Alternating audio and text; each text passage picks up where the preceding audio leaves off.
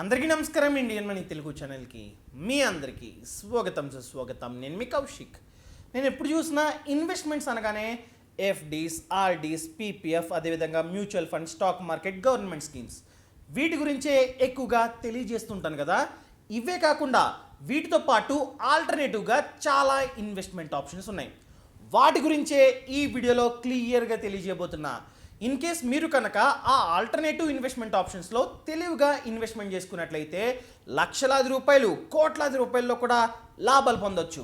వాటన్నిటి గురించే ఈ వీడియోలో క్లియర్గా తెలియజేయబోతున్నా. సో ఈ వీడియోని లాస్ట్ వరకు చూడండి. అంతేకాకుండా ఇంతవరకు మీరు మా ఛానల్ని సబ్స్క్రైబ్ చేసుకోకపోతే ఇప్పుడే సబ్స్క్రైబ్ చేసుకోండి. ఫస్ట్ వన్ ఏంటంటే ఆల్రెడీ సక్సెస్ఫుల్గా రన్ అవుతున్న బిజినెస్ని బై చేయడం.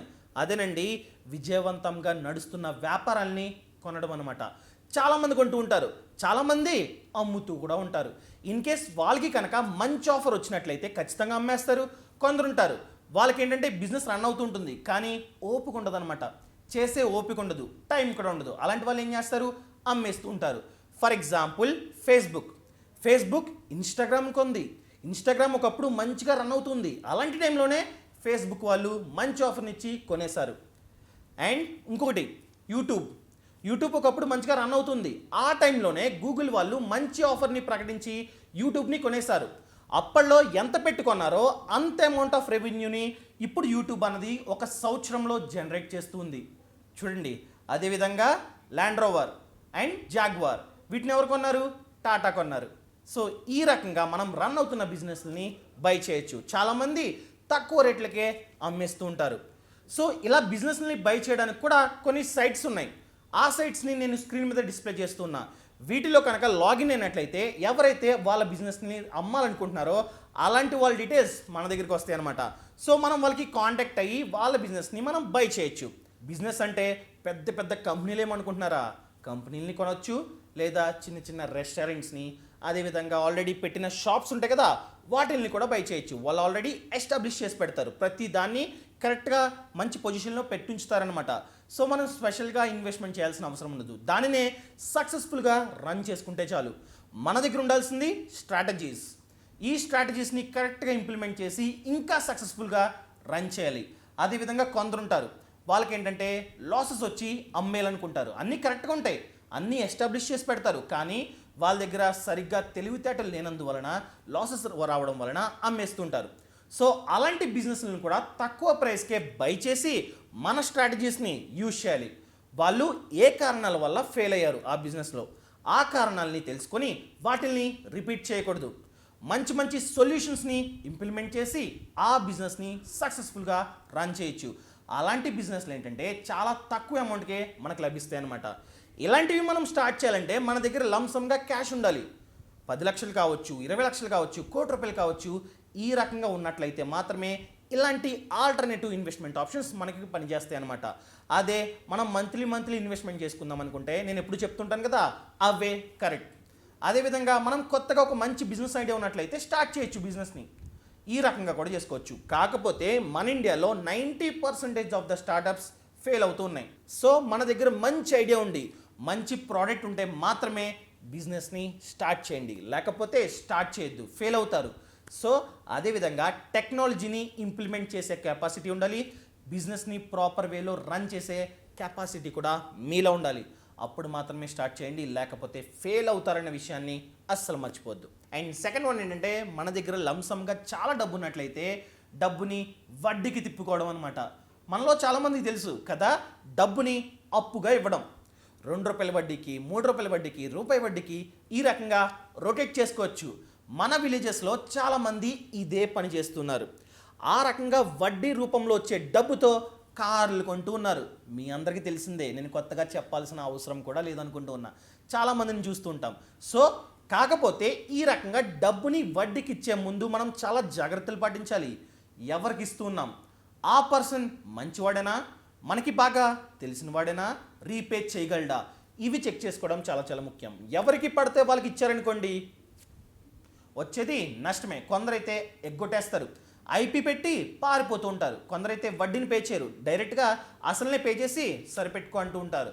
సో ఇవన్నీ కన్సిడర్ చేసుకున్న తర్వాతే కరెక్ట్ పర్సన్స్కి మాత్రమే వడ్డీకి ఇవ్వడం చాలా చాలా ముఖ్యం. ఒక్కసారి ఊహించుకోండి, ఫర్ ఎగ్జాంపుల్ మనం కనుక ₹2 వడ్డీకి అప్పిచ్చినా కూడా ₹2 అంటే 24% అనమాట. ఏ ఇన్వెస్ట్మెంట్ ఆప్షన్లో మనకి 24% అన్నది వడ్డీ జనరేట్ అవుతుంది, దేనిలోని సరిగ్గా జనరేట్ అవ్వడంలా. సో ఇది కూడా వన్ ఆఫ్ ద బెస్ట్ అయిన ఆల్టర్నేటివ్గా చెప్పుకోవచ్చు. అండ్ నెక్స్ట్ వన్ చూసుకున్నట్లయితే రియల్ ఎస్టేట్.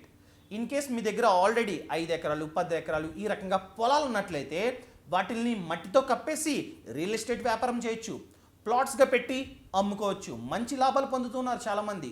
అదేవిధంగా మీ దగ్గర లంసమ్గా క్యాష్ ఉందనుకోండి, మంచి ప్లేస్లో ఒక ప్రాపర్టీ కొనండి. ఫర్ ఎగ్జాంపుల్ భోగాపురం, వైజాగ్ దగ్గర భోగాపురం. ఈ భోగాపురంలో ఇంటర్నేషనల్ ఎయిర్పోర్ట్ అనేది కన్స్ట్రక్ట్ చేస్తున్నారు. ఫర్ ఎగ్జాంపుల్ నిజంగానే కట్టి ఫ్యూచర్లో దానిని అందుబాటులోకి తెచ్చినట్లయితే ల్యాండ్ వాల్యూ బాగా పెరుగుతుంది, డెవలప్మెంట్ అనేది ఆ ఏరియాలో చాలా ఎక్కువగా జరుగుతుంటుంది. సో అలాంటి ఏరియాల్లో ఒక 10 ఎకరాలో 5 ఎకరాలో కొని ఫ్యూచర్లో అమ్ముకున్నట్లయితే చాలా లాభాలు వస్తాయి. అదేవిధంగా మనం విజయవాడ గుంటూరు మిడిల్లో కనుక మంచి ప్లేస్ని చూసుకొని ఒక 10 ఎకరాలో 5 ఎకరాలో కొన్నారనుకోండి, ఫ్యూచర్లో విజయవాడ గుంటూరు రెండు కలిసిపోయే ఛాన్స్ ఉంది. ట్విన్ సిటీస్ లాగా ఇప్పటికే బాగా డెవలప్మెంట్ జరుగుతుంది మిడిల్లో. ఒక 10 సంవత్సరాల తర్వాత రెండు కలిసిపోతాయి. అప్పుడు ఆ భూమి యొక్క విలువ అన్నది ఆకాశాన్ని తాగుతుంది, అంత పెరిగే ఛాన్స్ ఉంది.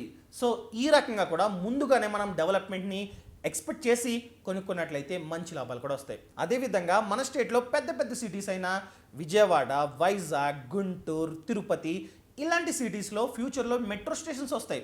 సో ఎక్కడైతే మెట్రో స్టేషన్ అనేది కడతారో దానిని గెస్ చేసి అక్కడ కనుక ఒక ఎకరం భూమో 2 ఎకరాల భూమో కొనుక్కున్నట్లయితే దాని వాల్యూ కూడా ఫ్యూచర్లో పెరుగుతుంది. నిజంగానే అక్కడ మెట్రో స్టేషన్ వచ్చిందనుకోండి పెరుగుతుంది.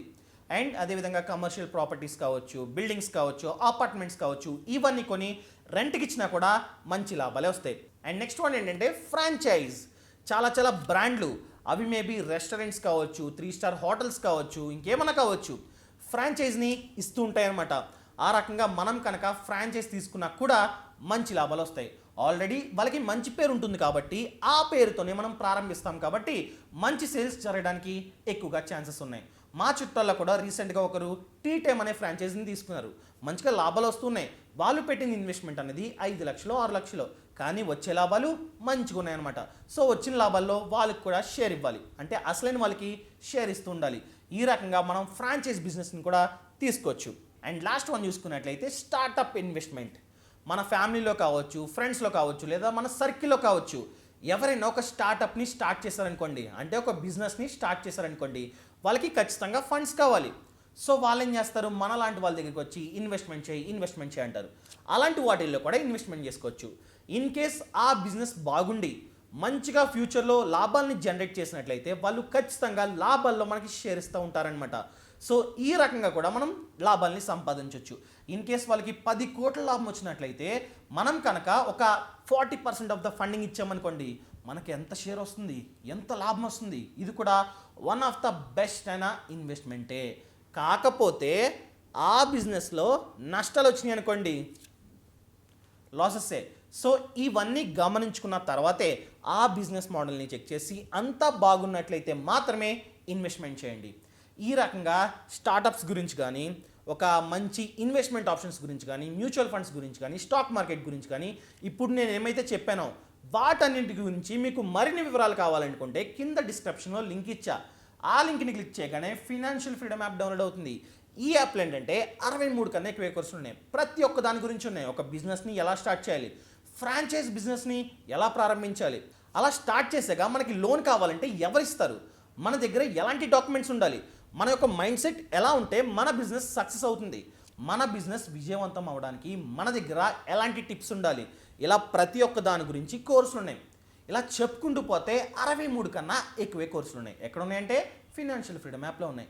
యాప్ లింక్ అనేది కింద డిస్క్రిప్షన్ ఉంది, ఖచ్చితంగా మీకు ఉపయోగపడుతుంది, డౌన్లోడ్ చేసుకోండి. ప్రెజెంట్ ఆఫర్ కూడా నడుస్తుంది, MARIDI. ఈ ప్రోమో కోడ్ని ఎంటర్ చేసినట్లయితే ₹2000 స్కాలర్షిప్ అనేది మీకు లభిస్తుంది అనమాట, డిస్కౌంట్ లభిస్తుంది. ఇంకెందుకు ఆలస్యం, ఇప్పుడే యాప్ని డౌన్లోడ్ చేసుకోండి. ఇలాంటి మంచి మంచి వీడియోలతో రేపు మీ ముందుకు వస్తాను. విషయాలు ఇట్లు మీ Kaushik. Thank you so much, thanks for watching. జై హింద్.